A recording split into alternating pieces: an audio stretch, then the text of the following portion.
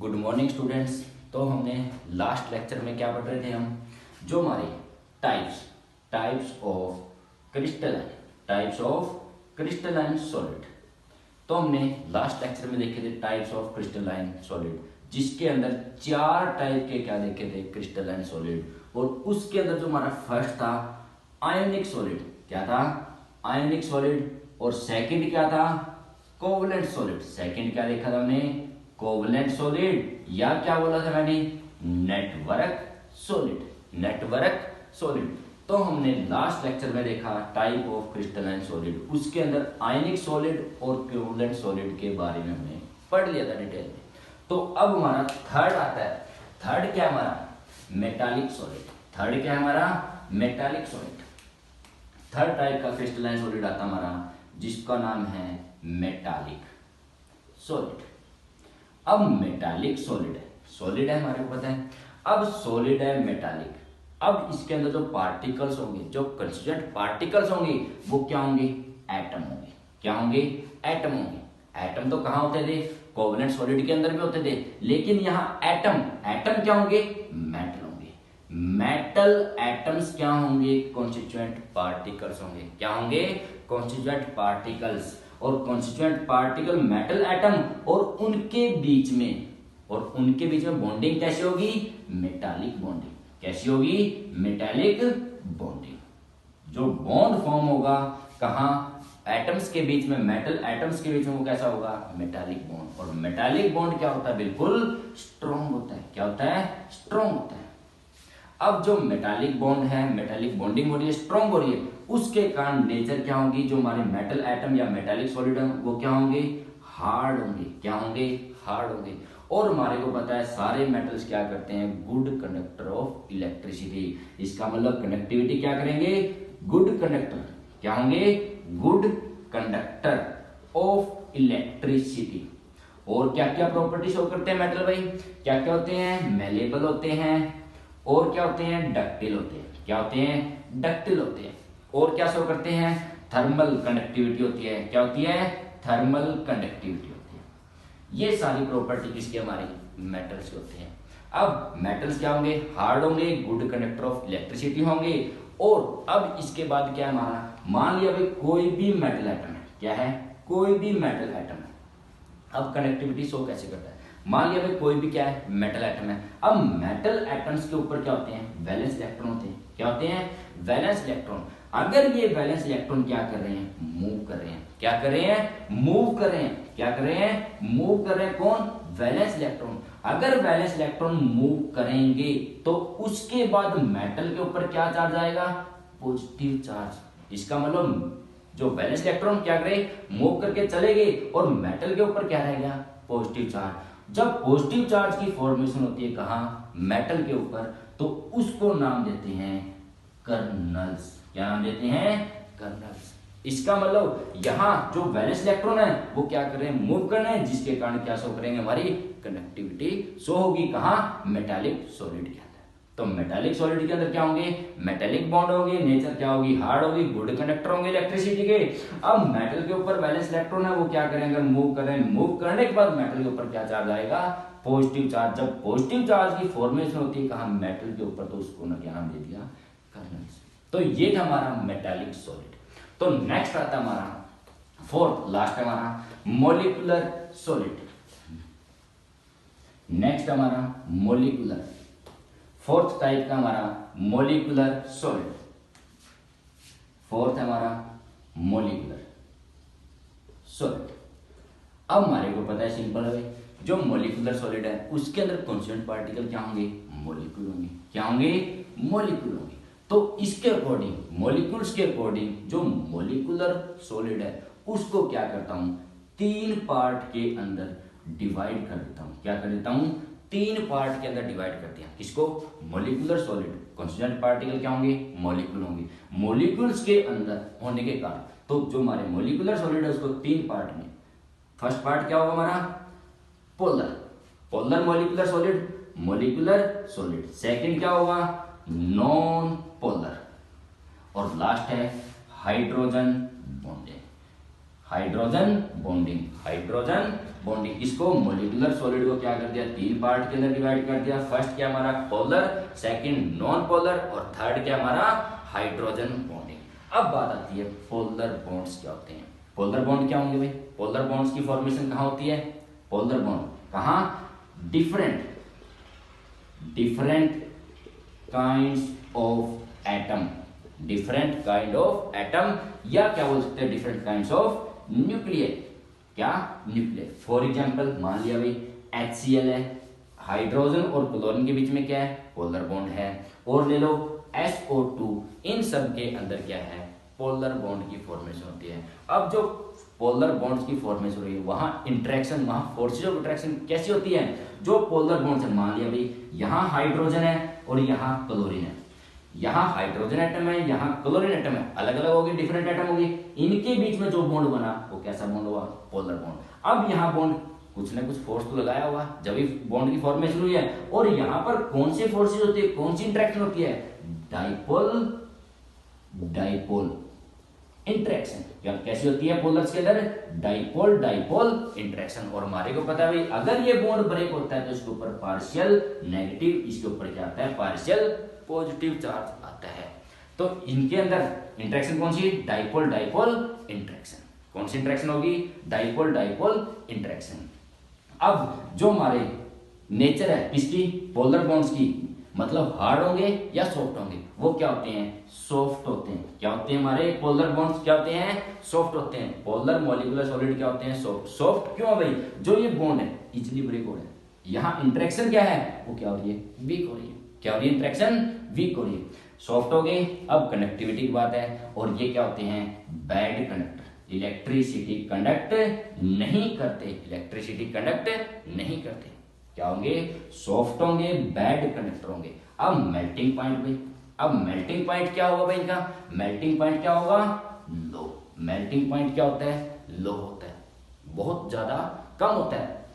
तो क्या देखा पोलर मॉलिक्यूलर सॉलिड्स के अंदर, डिफरेंट काइंड्स के क्या होते हैं, एटम या न्यूक्लियाई। मान लिया भाई HCl है या SO2 है। अब ये हमारा मान लिया HCl है, यहाँ कौन सा बॉन्ड बना, पोलर बॉन्ड, और यहाँ इंटरेक्शन कैसी हुई, डाइपोल इंटरेक्शन। उसके कारण हमारी नेचर क्या होगी, सॉफ्ट होंगे, bad conductor of electricity, melting point क्या हो गया, लो हो गया। तो ये क्या थे हमारे पोलर मॉलिक्यूलर सॉलिड। नेक्स्ट आता हमारा non polar molecular solid, non polar molecular solid. अब हमने पढ़ना है नॉन पोलर मॉलिक्यूलर सॉलिड के बारे में। अब नॉन पोलर बॉन्ड कहाँ फॉर्म होता है, same kind of nuclei, same. मान लिया भाई H2 है, Cl2 है, CCl4, ये मॉलिक्यूल भी क्या है, नॉन पोलर है। ये मॉलिक्यूल क्या है, नॉन पोलर। तो ये हमारे एग्जांपल है किसके, नॉन पोलर। इसका मतलब हाइड्रोजन है और हाइड्रोजन, यहाँ भी हाइड्रोजन और यहाँ भी हाइड्रोजन, दोनों के न्यूक्लियाई सेंटर क्या है, सेम है, यहाँ भी हाइड्रोजन यहाँ भी।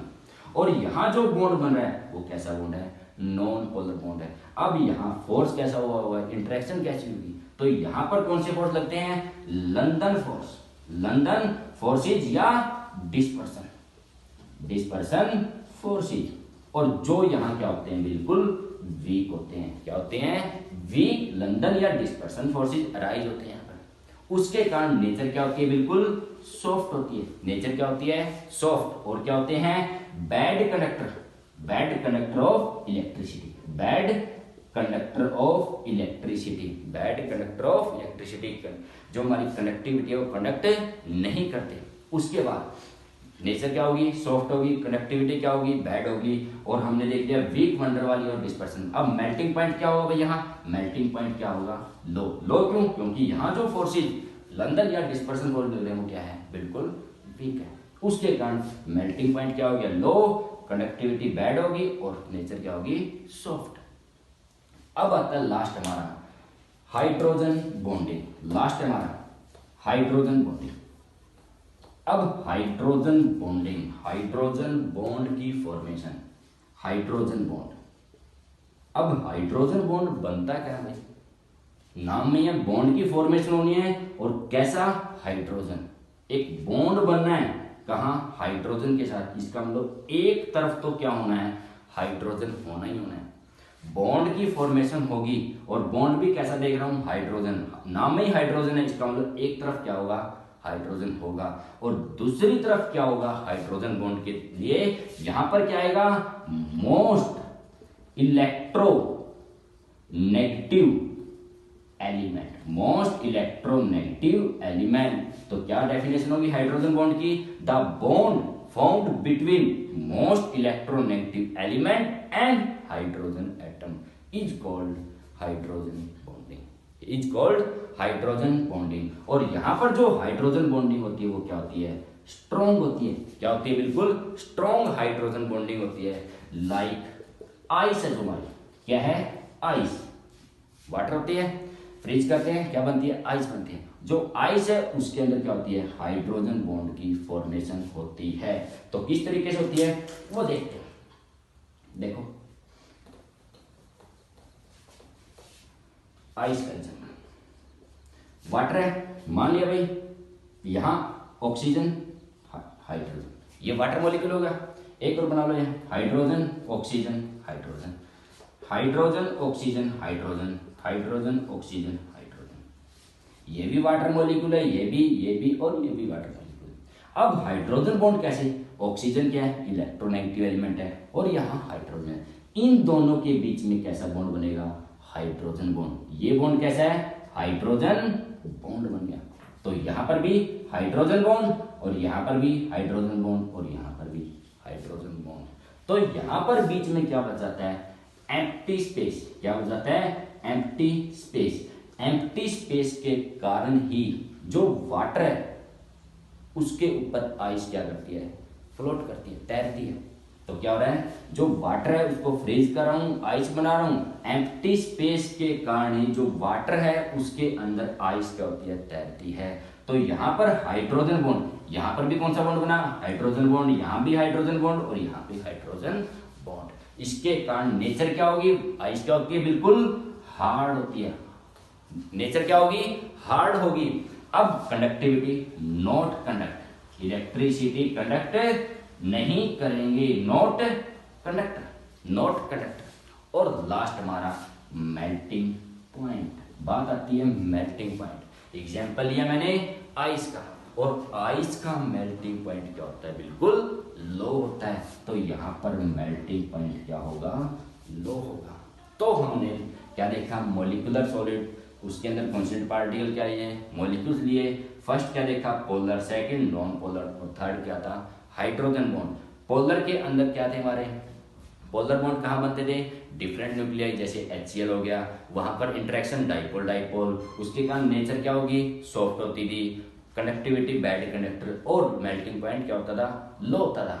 अब second non polar, non polar कहाँ होता था, सेम न्यूक्लियाई, और फोर्सेज कौन से लगते थे, डिस्पर्सन या लंदन फोर्सेज। उसके कारण नेचर क्या थी हमारी, नेचर क्या होती थी, सॉफ्ट होती थी, कंडक्टिविटी बैड, और मेल्टिंग पॉइंट क्या होता था, लो होता था। और लास्ट हमारा हाइड्रोजन बॉन्डिंग, हाइड्रोजन बॉन्ड कहाँ बनेगा, हाइड्रोजन एटम और इलेक्ट्रोनेगेटिव एलिमेंट के बीच में क्या किसकी बॉन्ड की फॉर्मेशन होती है, हाइड्रोजन बॉन्ड की। तो यहाँ पर हमने किसका एग्जाम्पल लिया, आइस। आइस के अंदर क्या है, हाइड्रोजन बॉन्ड बनता है।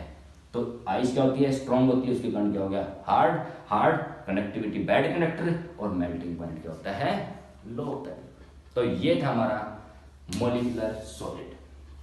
तो हमने चारों टाइप के पढ़ लिए, क्या जो हमारे टाइप थे क्रिस्टलाइन सॉलिड के, चार टाइप के, आयनिक, सेकंड कोवलेंट, थर्ड क्या था मेटालिक, और लास्ट पढ़ा हमने मॉलिक्यूलर सॉलिड। तो नेक्स्ट आता हमारा topic crystal lattice. Crystal lattice, या जिसको बोलूंगा स्पेस लैटिस, क्रिस्टल लैटिस या स्पेस लैटिस, क्रिस्टल लैटिस या स्पेस लैटिस। नाम है क्रिस्टल। अब हमने पढ़े थे क्रिस्टलाइन सॉलिड क्या होते थे, जिसके अंदर पार्टिकल्स का अरेंजमेंट क्या होता था, रेगुलर होता था, बिल्कुल रेगुलर ऑर्डर के अंदर था, लॉन्ग रेंज ऑर्डर शो करते थे, क्या करते थे, लॉन्ग रेंज ऑर्डर शो करते थे। इसका मतलब जो क्रिस्टलाइन लैटिस है, क्रिस्टल लैटिस है या स्पेस लैटिस है, उसके अंदर क्या हमारे कॉन्स्टिट्यूएंट क्या है, कॉन्स्टिट्यूएंट पार्टिकल्स क्या है, कॉन्स्टिट्यूएंट पार्टिकल्स, और जो क्या बनाएंगे, एक स्पेस लैटिस की फॉर्मेशन देंगे। क्या देंगे, एक स्पेस लैटिस की फॉर्मेशन देंगे। कॉन्स्टिट्यूएंट पार्टिकल क्या क्या हो सकते थे हमने देखा था, एटम हो सकते थे, मॉलिक्यूल हो सकते थे या आयन हो सकते थे। और कैसे देखूंगा मैं, एक रेगुलर अरेंजमेंट के अंदर, क्योंकि नाम में ही क्रिस्टल, क्रिस्टल के अंदर जो एटम मॉलिक्यूल आयन उनका अरेंजमेंट क्या था, उन कॉन्स्टेंट पार्टिकल का अरेंजमेंट क्या था, बिल्कुल रेगुलर था। कहां करूंगा, स्पेस के अंदर। कैसे करूंगा, 3 डायमेंशनल। जो पार्टिकल्स का अरेंजमेंट है वो कैसे करूंगा, 3 डायमेंशनल क्या करूंगा, अरेंजमेंट। क्या करूंगा, अरेंजमेंट। कहां, एक स्पेस, पूरे स्पेस के अंदर, पूरे स्पेस के अंदर जो कंस्टिट्यूएंट पार्टिकल्स है उनका 3 डायमेंशनल में अरेंजमेंट क्या कहलाएगा, क्रिस्टल लैटिस या स्पेस लैटिस। तो सिंपल सी डेफिनेशन है, the constituent particles of 3 dimensional arrangement in space lattice is called crystal lattice या स्पेस लैटिस। बात समझ में आ रही है। नेक्स्ट हमारी इसी के अंदर, इसके बाद यूनिट सेल, एक वर्ड आया यूनिट सेल, यूनिट सेल। अब यूनिट सेल क्या होगा, अब हमने क्रिस्टल लैटिस स्पेस लैटिस को देख लिया, क्या है, जो पार्टिकल्स का अरेंजमेंट है, रेगुलर अरेंजमेंट है। कैसे कर रहा हूं, 3 डायमेंशन के अंदर, 3 डायमेंशन में कंस्टेंट पार्टिकल्स का अरेंजमेंट रेगुलर, कहा इन स्पेस लैटिस के, स्पेस के अंदर, उसको नाम दे दिया क्रिस्टल लैटिस या स्पेस लैटिस। अब यूनिट सेल, फॉर एग्जांपल जो हमारी वॉल होती है, दीवार होती है, मान लिया भाई ये कोई भी वॉल है। अब वॉल के अंदर क्या होती है भाई, ब्रिक्स होती है, ईंटें होती है छोटी छोटी, ये मान लिया भाई ये क्या हमारी वॉल है। और इसके अंदर मान लिया भाई ये एक ब्रिक्स देख रहा हूं, एक मिनट,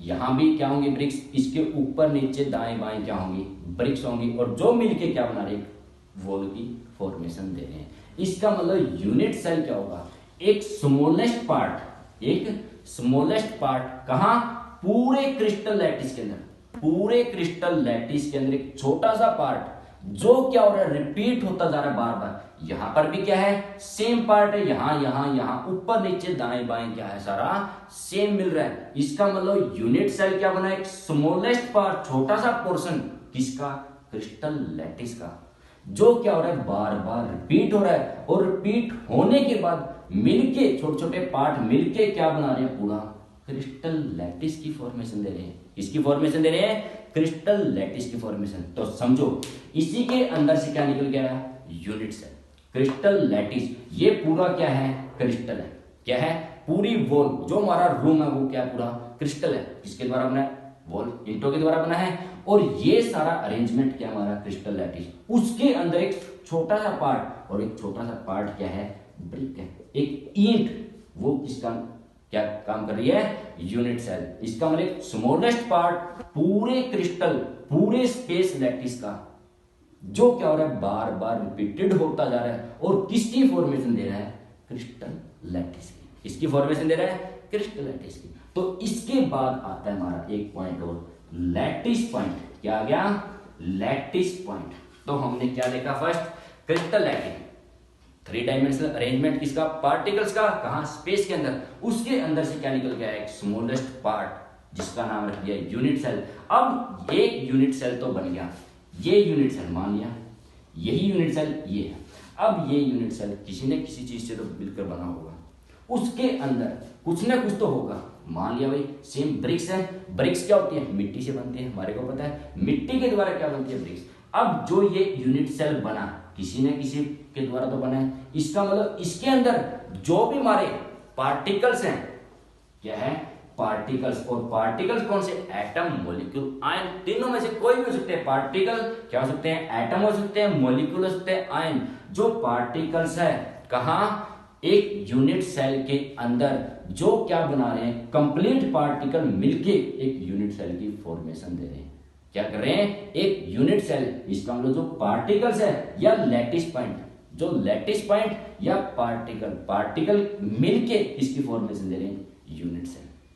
किसकी फॉर्मेशन दे रहे हैं, एक यूनिट सेल की। तो सिंपल है, 3 डेफिनेशन पढ़ी। क्रिस्टल लैटिस या स्पेस लैटिस क्या होगा, जो हमारे कांस्टेंट पार्टिकल्स है उनका 3 डायमेंशन में अरेंजमेंट, किसकी फॉर्मेशन देंगे, पूरे स्पेस की, उसको बोलूंगा उनका क्रिस्टल लैटिस या स्पेस लैटिस। उसके बाद एक यूनिट सेल, ये पूरी वॉल क्या है, क्रिस्टल लैटिस है या स्पेस लैटिस है। उसके बाद यूनिट सेल, एक स्मॉलेस्ट पार्ट जो क्या हो रहा है, बार बार रिपीट होता जा रहा है ईच डायरेक्शन, प्रत्येक डायरेक्शन के अंदर स्मॉलेस्ट पार्ट एक ईंट ब्रिक्स।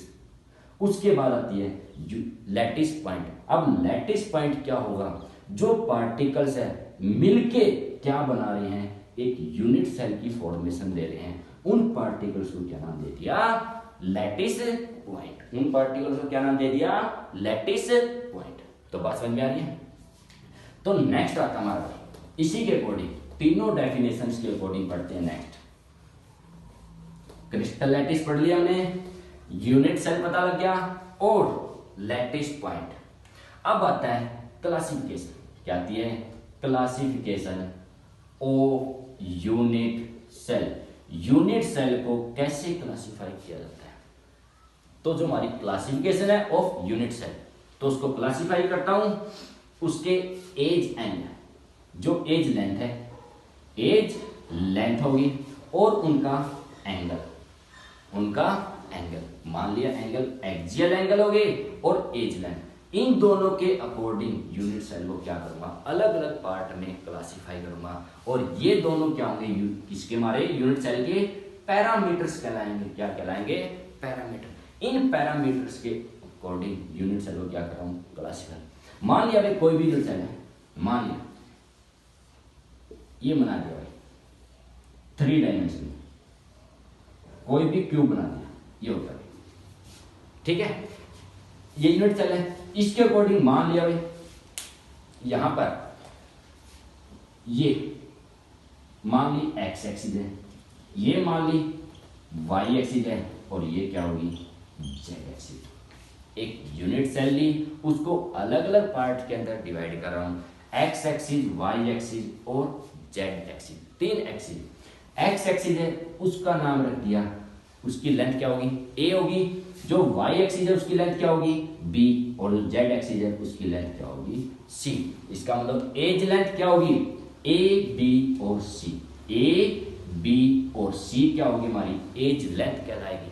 अब एक्सियल एंगल क्या होंगे, अब एक्स और वाई के बीच में एंगल बनेगा, उसका नाम रख दिया अल्फा। उसका नाम क्या रख दिया, अल्फा। सेकंड, बी और सी के बीच में एंगल बनेगा, उसका नाम रख दिया बीटा। और सी और ए के बीच में या एक्स और जेड के बीच में एंगल बनेगा, उसका नाम क्या है, गामा। इसका मतलब अल्फा, बीटा और गामा क्या है, एक्सियल एंगल है। क्या है, एक्सियल एंगल। समान बात समझ में आ रही है। एज लेंथ क्या होगी हमारी, ए बी सी, और एक्सियल एंगल क्या होंगे, अल्फा, बीटा और गामा। तो इसी के अकॉर्डिंग जो हमारे पैरामीटर्स है ए बी सी या अल्फा, बीटा, गामा, उसके अकॉर्डिंग जो हमारी यूनिट सेल है उसको आगे अलग अलग पार्ट के अंदर क्लासिफाई करते हैं, डिवाइड करते हैं। तो जो हमारे यूनिट सेल है, यूनिट सेल के अकॉर्डिंग जो यूनिट सेल है, यूनिट सेल मिल के क्या बनाते हैं, पूरा एक क्रिस्टल सिस्टम बनाते हैं, क्रिस्टल लैटिस बनाते हैं। तो यूनिट सेल के अकॉर्डिंग तो मैं क्या कर रहा हूं, 7 पार्ट्स के अंदर डिवाइड कर रहा हूं, किसको, जो हमारा क्रिस्टल सिस्टम को क्या कर दिया, 7 पार्ट के अंदर। या बोल सकते हैं जो हमारे पैरामीटर्स है उसके अकॉर्डिंग 7 पार्ट के क्या देखने हैं, क्रिस्टल सिस्टम देखने हैं। क्या देखने हैं, 7 पार्ट के क्रिस्टल सिस्टम। बात समझ में आ रही है। तो अब अलग अलग पार्ट के क्रिस्टल सिस्टम देखते हैं। तो फर्स्ट आता हमारा 7 क्रिस्टल सिस्टम देखते हैं। 7 क्रिस्टल सिस्टम। तो यहां लिखो, टेबल बनाते हैं। सिस्टम हो गया कौन सा, crystal system, first crystal system. Second लिख दो यहां एज लेंथ, पैरामीटर हमारा। थर्ड लिख दो यहां एंगल होगी, एक्सियल एंगल होगी। इन तीनों के अकॉर्डिंग पहले डिवाइड करते हैं क्रिस्टल सिस्टम। फर्स्ट आता हमारा क्यूबिक। फर्स्ट क्या आता है, क्यूबिक। सेकंड क्या आएगा, टेट्रागोनल। सेकंड क्या आ गया, टेट्रागोनल। थर्ड क्या आ गया, ऑर्थोरोम्बिक। थर्ड क्या आ गया, ऑर्थोरोम्बिक। फोर्थ क्या आएगा, मोनो क्लिनिक। फोर्थ क्या आ गया, मोनोक्लिनिक। नेक्स्ट क्या आएगा, ट्राई क्लिनिक। नेक्स्ट क्या आ गया, ट्राई क्लिनिक। नेक्स्ट क्या आएगा, हेक्सागोनल। नेक्स्ट क्या आ गया, हेक्सागोनल। और लास्ट है रोम्बोहेड्रल। रोम्बोहेड्रल। तो 7 क्रिस्टल सिस्टम पढ़ रहा हूं मैं। तो 7 क्रिस्टल सिस्टम, फर्स्ट क्या हमारा, cubic, tetragonal, orthorhombic, monoclinic, triclinic, hexagonal, rhombohedral. Rhombohedral.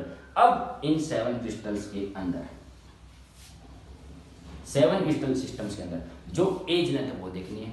अब जो क्यूबिक होता है हमारा क्रिस्टल सिस्टम, उसके अंदर A equal to B equal to C, तीनों ही लेंथ इक्वल होती है। तीनों ही लेंथ क्या होती है, क्यूबिक के अंदर क्या होती है, इक्वल होती है। नेक्स्ट में ट्राइक्लिनिक में A equal to B equal to C, एक इक्वल नहीं होता, एक नॉट इक्वल होता है। नेक्स्ट में A इक्वल टू बी, तीनों ही, दोनों ही क्या है, नॉट इक्वल, दोनों ही क्या है, नॉट इक्वल। नेक्स्ट में ये भी दोनों ही नॉट इक्वल, इससे नेक्स्ट में ये भी दोनों ही नॉट इक्वल, इसके अंदर एक नॉट इक्वल और इसके अंदर ये दोनों ही इक्वल। बात समझ में आ रही है, तीन ए बी सी तीनों इक्वल, एक नॉट इक्वल, दो नॉट इक्वल, यहां भी दो नॉट इक्वल, यहां भी दोनों, इसमें एक नॉट इक्वल, इसमें तीनों नॉट इक्वल। अब एंगल, यहां एज लेंथ तो देख लिया हमने, ए बी सी देख लिया, एंगल कौन से होते थे, अल्फा बीटा गामा, वो देखने हैं, अल्फा बीटा गामा। अब यहां पर alpha equal to beta equal to gamma इसके बराबर होते हैं 90। इसके बराबर होते हैं 90। तो नेक्स्ट क्या होगा, अल्फा बीटा गामा भी क्या होता है, 90 के बराबर होता है। अल्फा बीटा गामा भी किसके बराबर होता है, 90। इसका मतलब जो हमारा क्यूबिक है, टेट्रागोनल है और ऑर्थोरोम्बिक है, उन तीनों के अंदर क्या है, अल्फा बीटा गामा तीनों ही क्या है, 90 के बराबर होते हैं। अब नेक्स्ट में अल्फा और गामा किसके बराबर होते हैं, 90 के बराबर, और बीटा नॉट 90, बीटा किसके बराबर होता है, नॉट 90 के बराबर। अब नेक्स्ट में alpha equal to beta equal not equal to gamma किसके बराबर, नॉट 90, किसके बराबर, नॉट 90 के बराबर। अब नेक्स्ट में क्या होता है, alpha equal to beta equal to 90 और गामा कितने का होता है, 120, किसके बराबर होता है, 120 के बराबर। और रोम्बोहेड्रल होता है, रोम्बोहेड्रल में क्या होता है, alpha equal to beta equal to gamma not equal to 90, not 90। तो ये एंगल्स हमारे, तो क्या बोल रहा हूं, जो क्यूबिक है उसके अंदर ए बी सी तीनों ही क्या है, एज लेंथ क्या है, इक्वल होती है, और एंगल किसके बराबर होते हैं, 90 के बराबर, किसके बराबर, 90 के बराबर। टेट्रागोनल में ए बी सी, यहां भी तीनों 90 के बराबर, तीनों नॉट इक्वल, यहां एंगल 90 के बराबर, यहां तीनों नॉट इक्वल, यहां अल्फा गामा 90 बीटा 90 का नहीं होता, या तो 90 से ज्यादा या 90 से कम हो सकता है। नेक्स्ट है यहां ट्राइक्लिनिक में ए बी सी तीनों नॉट इक्वल, यहां अल्फा बीटा गामा तीनों ही क्या है, 90 के बराबर नहीं होते। और से नेक्स्ट में ए बी सी तीनों ही क्या है, एक बी और सी क्या नॉट इक्वल, अल्फा बीटा क्या 90, गामा क्या होता है, 120 का आता है। गामा किसका होता है, 120 का। याद रखना 120 सिर्फ किसके अंदर आता है, हेक्सागोनल में, और गामा क्या होता है, 120, अल्फा बीटा 90। अब लास्ट में रोम्बोहेड्रल, ए बी सी तीनों ही क्या है, इक्वल है, alpha beta gamma, alpha beta क्या होते हैं 90, गामा नॉट 90। तो ये हमारे 7 क्रिस्टल सिस्टम है। क्या है, 7 क्रिस्टल सिस्टम है। अब आप सोच रहे होंगे सर इसको याद कैसे करें, तरीका क्या याद करने का, तो एक लाइन लिखता हूं, cute our mother, cute our mother, ये 3 वर्ड बहुत ही प्यारे, क्यूट आवर मदर। जो हमारी माता है, माँ है, वो क्या है, बहुत ज्यादा क्यूट है। तो इसके अकॉर्डिंग सी यू से क्या बनेगा, क्यूबिक, सी यू से क्या बन गया, क्यूबिक। टी से क्या बन गया, टेट्रागोनल, टी से क्या बन गया, टेट्रागोनल। OR ऑर्थोरोम्बिक, क्या बन गया? Orthorhombic, orthorhombic. उसके बाद MO मोनोक्लिनिक, MO से क्या बन गया? मोनोक्लिनिक। नेक्स्ट हमारा T से क्या बन गया? ट्राइक्लिनिक, T से क्या बन गया? ट्राइक्लिनिक। और HE से क्या बन गया? हेक्सागोनल। और लास्ट है R से क्या बन गया? रोम्बोहेड्रल। तो अगर आप इस सीरीज में याद करोगे ये वर्ड, ये यूज करके, तो आप सिंपली याद रख सकते हैं बिल्कुल। तो first cubic, tetragonal, orthorhombic, monoclinic, triclinic, hexagonal और रोम्बोहेड्रल। अब इनके अंदर एज लेंथ कैसे, ये एक्सियल एज लेंथ और एंगल कैसे याद रखोगे? देखो यहां एक लाइन लगा दो। अब इसके अंदर तीनों ही क्या है? इक्वल है। इसका मतलब कोई भी नॉट इक्वल नहीं है, इसका मतलब यहां 0 लिख दूं, यहां एक नॉट इक्वल, यहां 2, यहां पर भी 2 नॉट इक्वल, यहां पर भी 2 नॉट इक्वल, यहां 1 और यहां 0। यहां तीनों इक्वल है, इसका मतलब सारे इक्वल है, कोई नॉट इक्वल नहीं है, इसका मतलब 0। यहां एक नॉट इक्वल है, यहां दोनों ही नॉट इक्वल है, दोनों ही नॉट, दोनों ही 1 और तीनों ही क्या इक्वल है? 0 0 1 2 2 2 1 0। अब एंगल फर्स्ट पहले 3 तो क्या है? 90 के, पहले 3 तो क्या है? 90 के। अब फोर्थ में, अब फोर्थ के अंदर जो अल्फा और गामा है वो 90 का है, बीटा 90 का नहीं है, बीटा 90 का नहीं है। अब आओ जो हमारा ये यहां पर आए, इसके अंदर थर्ड, इससे नेक्स्ट में। अब यहां पर देखो अल्फा बीटा तो क्या है? 90 के। यहां अल्फा और गामा क्या थे? 90 के। यहां अल्फा बीटा क्या हो गए? 90 के। लेकिन यहां गामा कितने का है? 120 का है। गामा कितने का है? 120 का। अब नेक्स्ट हमारा, नेक्स्ट यहां देखो अल्फा बीटा गामा तीनों ही क्या है? नॉट इक्वल है। इसके अंदर तीनों ही क्या है? नॉट इक्वल है, नॉट इक्वल। और लास्ट में देखो अल्फा बीटा 90 के, गामा नॉट 90 का, नॉट 90 का। अब यहां याद कर लोगे पहले तीनों तो क्या है? 90 के। अब कंफ्यूजन होगी तो सिर्फ लास्ट वाले चारों में हो सकती है। अब याद रख लो अल्फा और गामा 90 का, लास्ट वाले में अल्फा बीटा 90 का, बीटा नॉट 90, यहां गामा नॉट 90। बात समझ आ रही है? अब यहां एक में क्या है? तीनों ही नॉट इक्वल है, किसके? 90 के। सिर्फ एक के अंदर 120 आता है, एक के अंदर, और वो कौन सा है? हमारा हेक्सागोनल। बात समझ आ रही है? तो देखो एक और एक क्वेश्चन और आ सकता है यहां से। देखो यहां जो हमारी एज लेंथ है वो तीनों क्या है? इक्वल है, और एंगल भी क्या है? तीनों ही इक्वल है। ऐसी कंडीशन और कहीं पर भी नहीं है। तीनों एज लेंथ इक्वल हो, तीनों एंगल क्या हो? 90 के बराबर हो, और कहीं पर भी नहीं। यहां एंगल 90 के लेकिन एक नहीं है, इसका मतलब तीनों ही इक्वल है। तो क्या होगी? सबसे मोस्ट स्टेबल, क्या होगी? ये मोस्ट स्टेबल कहलाएगी। अब ढूंढो जो ट्राइक्लिनिक है, यहां तीनों ही नॉट इक्वल है, और यहां पर भी एंगल भी क्या है? तीनों ही नॉट इक्वल है। इसका मतलब जो ट्राइक्लिनिक है वो क्या है? बिल्कुल लीस्ट स्टेबल है। ये क्वेश्चन पूछ सकता है जरूर भाई, मोस्ट स्टेबल क्रिस्टल सिस्टम कौन सा है हमारी, और लीस्ट स्टेबल, सबसे ज्यादा क्यूबिक और सबसे कम ट्राइक्लिनिक। तो ये याद करो।